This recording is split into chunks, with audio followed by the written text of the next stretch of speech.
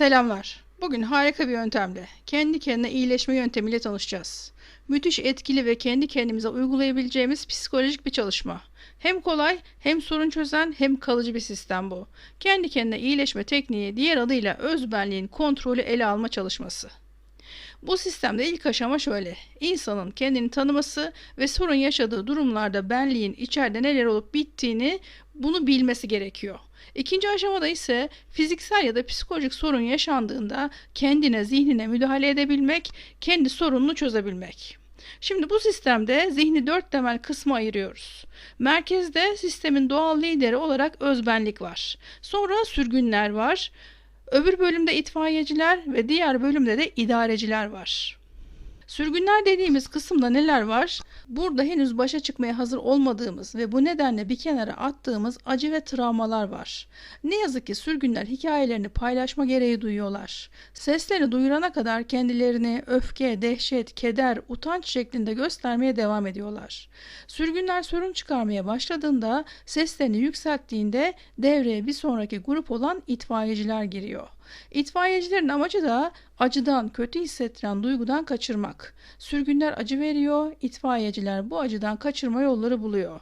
Bunun için sürekli bilgisayar oyunu oynamaktan tutun da alkol, aşırı yeme, uyku, alışveriş, sigara, madde bağımlılığı gibi her türlü avutucu çareye yöneliyor. Yani uzun vadeli ağrılarla ya da olumsuz duygularla başa çıkabilmek için kısa vadeli, geçici çözüm olabilecek zararlı alışkanlıklara sığındırıyor kişiyi itfaiyeciler. Amaç acıdan kaçırmak olduğu için çarenin geçici olması ya da başka zararlar doğurmasını önemsemiyor itfaiyeci grup. Kişi madde bağımlısı olmuş, alkolik olmuş, obez olmuş. Bu çok daha kötü sonuçlar doğurur, değil mi? Ama sırf acıdan kaçırmak için o an umursamıyor itfaiyeciler bunu. İdareciler de bu kısım her durumda aşırı kontrolcü davranarak sürgünleri sindirmeye çalışıyor. Baskılama yöntemi uyguluyor. Mücadele, yargılama, kendini eleştirme, bunların hepsi idarecilerin işi. Esas itibariyle sürgüne yollanan acılarınız, travmalarınız duygusal acılara sebep oluyor ve bu duygusal acılar da itfaiyecileri devreye sokuyor. İtfaiyeciler acıyı hafifletmek için kişiyi zarar veren eylemlere zorluyor. İdareciler de nitelikli eylemlerini arttırıyor, sürgünleri bastırmaya çalışıyor. İtfaiyecileri durdurmaya çalışıyor. Yani idareciler katı sert tutum gösterebiliyor ve içeride çatışma büyüyor. Yaşanan hayatın, özbenliğin dizginleri elinde bulundurmayışının sebep olduğu işlevsiz döngüler içinde dönüp duruyor kişi. Yani sanki herkes ayrı telden çalıyormuş gibi bir durum var içeride. Diyelim ki düştünüz, yaralandınız, bir yeriniz kırıldı ya da ağır bir ameliyat oldunuz. Ameliyat sonrası yoğun ağrılarınız var ya da duygusal kötü bir olay yaşadınız. Sevdiğiniz birini kaybettiniz veya birisi sizi aşağıladı bir şekilde. Bu yaşadığınız neyse acıya yol açtı ve aynı zamanda korku, güçsüzlük, çaresizlik, öfke, suçluluk gibi duygular oluşturdu. Bu duygular sürgünler işte. Seslerini duyurabilmek için çığlık atıyorlar. Sistemdeki itfaiyeciler bu acıları bastırmak, unutturmak, avutmak için ilaç, alkol, sigara, uyku, işte sürekli televizyon izleme ya da herhangi bir avutucu ile yanıt veriyorlar buna. İdareciler de öne çıkmaya çalışıyor. Acıya gösterilen tepkiyi denetleyerek ve değerlendirerek bütün sistemi çok yakından idare etmek istiyor, kişiden sert olmasını talep ediyor. Sürgünlerin sesine kulak vermek gerekiyor. İçeride çatışma var. Sürgünler yine araya kaynayıp gidebilir, bastırılabilir. Denge olmayınca farkındaysanız benliğin farklı kısımları hakimiyet kurmaya çalışıyor. Yani en güçlü idareci zihin bile kontrolü sürekli elinde bulunduramıyor. Er ya da geç, zayıf ve yaralı sürgünlerin zincirlerini kırıp etrafa zarar vermesi kesin gibi. Sonrasını da işte itfaiyeciler hallediyor. Ne oluyor? İtfaiyeciler kendi kendilerine zarar veren çeşitli eylemlere girişiyor. Sırf kaçmak için bambaşka bir dram oluşturuyorlar. Şimdi travmalarda, acılarda, içeride, içimizde yani benliğimizde neler olabileceğini öğrendik. Bu yöntemde ilk aşama kendini tanımaktı. Sorun yaşadığı durumlarda benliğin içeride neler olup bitiyor bunu anlamaktı. Şimdi bu aşamayı hallettik. İkinci aşama sorun yaşanan durumlarda neyi neden yaptığını bilerek bilinçle kendine, zihnine müdahale edebilme. Yani kendi sorununu çözebilme aşaması. Bilinçli, bilgili bir şekilde duruma müdahale edeceğiz şimdi. Bu durumda uygulanacak yöntem asıl özbenliğinizle davranıp sorunu ele almanız ve sürgünleri kabul edip dinlemeniz gerekiyor. Sürgünleri bastırmak yok, yok saymak yok, onunla konuşmak var. Nasıl?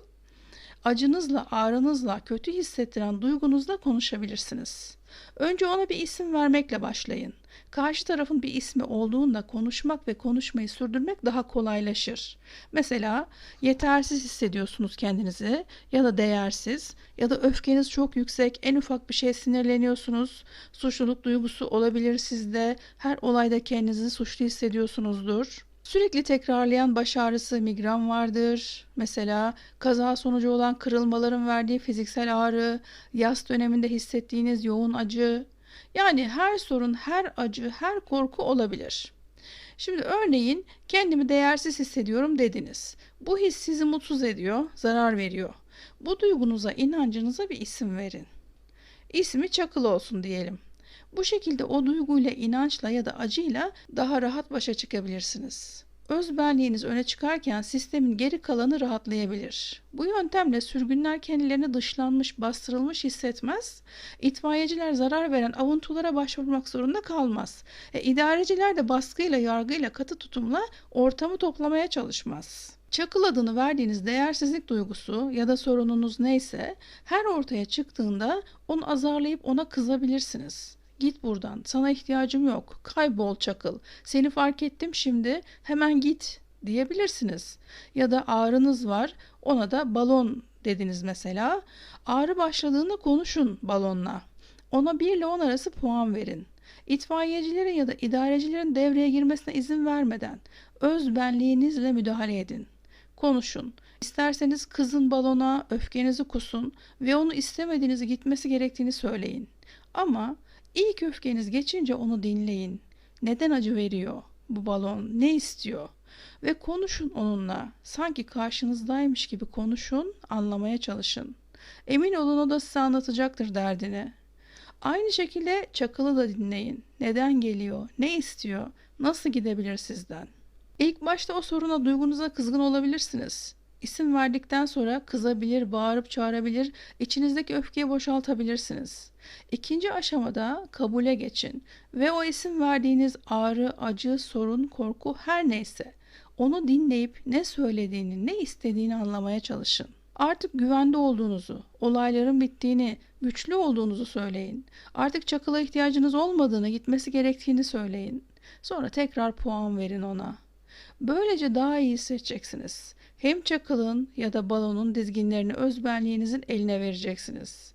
Acıyı, korkuyu küçültürken özünüzü daha güçlü kılabileceksiniz. Güçlü olmak, ipleri elinde tutmak iyi hissettirir. Kurban rolünden çıkarsınız.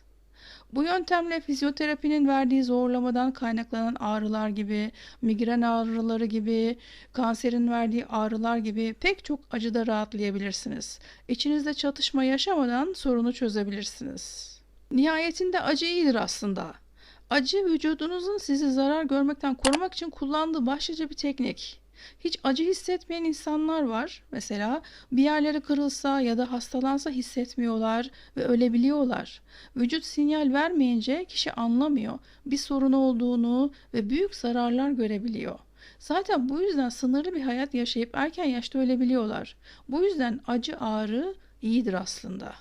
Acınıza, ağrınıza kızabilirsiniz ya da onu büsbütün görmezden gelirsiniz. Bunun karşılığında acınız da daha yüksek sesle homurdanır durur.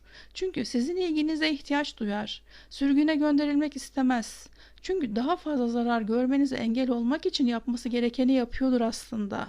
Belki de sesini yükselttiği için korkunuza, kötü hissettiren duygunuza ya da acınıza, ağrınıza kızmak, sövmek yerine sizin adınıza harcadığı çabalar için ona teşekkür edebilirsiniz. Ona yapmaya çalıştığı şeyi anladığınızı fakat artık buna ihtiyacınız olmadığını söyleyin. Özbenliğiniz ile güçlü olduğunuzu, artık bunlara gerek olmadığını söyleyin. Büyük sporcular ve ağrı eşikleriyle ilgili bir araştırma yapılmış. Bunlar fiziksel açıdan sürekli olarak neredeyse insanlık dışı seviyelerde antrenman programı uygulayan insanlar. Ve bu sporcuların sıradan insanlardan daha yüksek ağrı eşiği olduğu kuramına inanılıyor. Bu yüzden de vücutlarının sınırlarını çok daha uç noktalara kadar zorlayabiliyorlar deniyor. Ama araştırmanın sonunda tam tersi bir sonuç çıkıyor.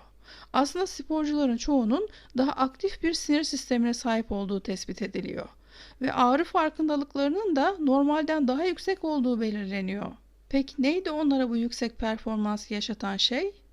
Sporcular şiddetli vücut ağrılarının farkında olmalarının aslında yüksek seviyelerdeki performanslarına yardım ettiğine inandıklarını söylemişler. Başarı, fiziksel sınırların ya da sakatlanmaların farkında olmayarak gelmez diyorlar. Başarı, sınırları kabul edip kendi vücudunla beraber çalışarak gelir diye belirtiyorlar. Yani sürekli bir farkındalık halindeler, değişiklik yapmalarını ve gelişmelerini sağlayan bir zihin beden anlaşması, bir bağlantı yaşıyorlar. Yok saymak yok, bastırmak yok. Yani bedeni ve acılarını görmezden gelmek yok. Tersine acılarının farkındalar ama bunu kendilerine yardımcı olarak kabul ediyorlar. Zihin beden birbirini anlıyor, dayanışma içine giriyor. Zihin diyor ki başarılı olmak için çok antrenman yapmalıyım. Beden ağrıyla sınır koymaya çalışıyor ama zihin ağrıya yön vererek uç noktalara kadar zorluyor bedeni. Yani ağrınızı, acınızı, travmanızı görmezden gelmeyin. Onları sürgüne göndermeye çalışmayın. Hissedin, kabullenin, sonra da kendinizle işbirliği yapın. Ağrıya ya da kötü hissettiren duyguya isim vermek, bu onu tespit edip ona odaklanmanıza yardımcı olmak için bir araç. Bu aracı kullanarak onunla işbirliği yapıyorsunuz. Mesela bel fıtığınız var, yürüyemiyorsunuz, ağrı çekiyorsunuz, hayatınız kısıtlanıyor. Bel fıtığınıza bir isim verin, onunla konuşun. Ona çok öfkeliyseniz bağırıp çağırabilirsiniz, içinizi boşaltabilirsiniz. Haklı olarak kızgınsınız ama bel fıtığınız da haklı. Sizi uyarmak için geldi, oturdu hayatınıza. Şimdi o size yön vermeye çalışıyor. Çünkü kendinizi fazla zorladınız, başkalarının da sorumluluğunu aldınız. Belki kendinize hizmetçi yaptınız. Rabbinizin halifesi gibi yaşamadınız.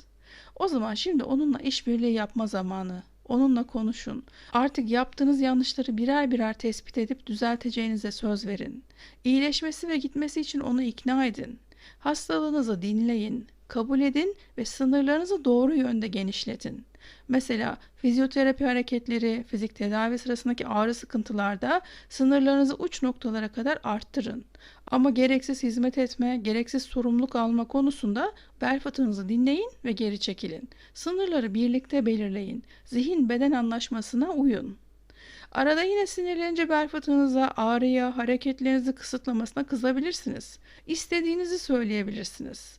Bunlar da normal tabii ki. Çünkü acınızı dışsallaştırıp öfkenizi boşaltabilirsiniz ki bunun çok işe yaradığı görülmüştür. O öfkeniz geçtiği zaman sakinleşin. Bir süre sonra artık adını ne koyduysanız hastalığınızın ona, sorununuza ismiyle hitap ederek teşekkür etmek kolaylaşacaktır. Eğer sizi uyarmasaydı siz aynı hatalı hayata devam edecektiniz. Gerçekleri göremeyecektiniz. Belki kendinizi kullandırmaya devam edecektiniz. Seni anlıyorum çakıl ya da balon ya da köstebek, adı her neyse. Belimi korumama yardım ettiğin için minnettarım. Tekrar hareketlilik kazanmamda bana yardım etmeni istiyorum. Bu işte birlikteyiz değil mi? Bunu atlatmalıyım köstebek. Belime, sağlığıma ihtiyacım var. Senin de belime ihtiyacın var öyle değil mi? Vücudumla ilgilendiğin için teşekkür ederim. Bu arada derin, yavaş, sakin nefesler alıp üfleyerek ağzınızdan verin. Böylece vücudunuzda, hastalığınızla ya da sorununuzla düşmanca bir ilişkinin ötesine geçmiş olacaksınız. Çatışmalar yerini sakinliğe bırakacak. Artık kontrolün sizde olduğunu hissedin. Özünüz merkezde, başka birinin devreye girmesine gerek yok. Zihin ve beden işbirliği içinde. Yüzleş, kabullen, ilerle. Sonra ağrınıza yine puan verin. Anlaşmanın işe yaradığını fark edeceksiniz. Bu şekilde hafıza kaybı olaylarında bile çözüm bulunabiliyor. Hafıza kaybı ya da sürekli unutmalarınıza bir isim verin. Gece yatmadan ona sorun. Neden hatırlamak istemiyorsun? Hepsi geçti. Güvendesin. Artık korkmana gerek yok. Hatırla. Unutmanızın mutlaka önemli bir nedeni vardır. Bilinçaltı bir nedenden dolayı gömmeyi seçmiştir. Ona güvende olduğunuzu tekrar tekrar söyleyerek normale döndürebilirsiniz. Sistem bu şekilde işliyor. Kendini, yaptıklarını, vücudunu, içeride neler olduğunu keşfediyorsun, sonra müdahale edip ipleri eline alıyorsun. Yöntemi bildikten sonra uygulamak kolay ve gerçekten işe yarıyor. Uygulayın, bırakmadan sürdürün ve sonuçları almaya başlayın. Şimdilik bu kadar. İnşallah faydasını göreceksiniz bu tekniğin. Kendi kendinize neler başardığınıza şaşıracaksınız. Sağlıklı, mutlu günler hepinize. Allah'a emanet olun. Hoşça kalın.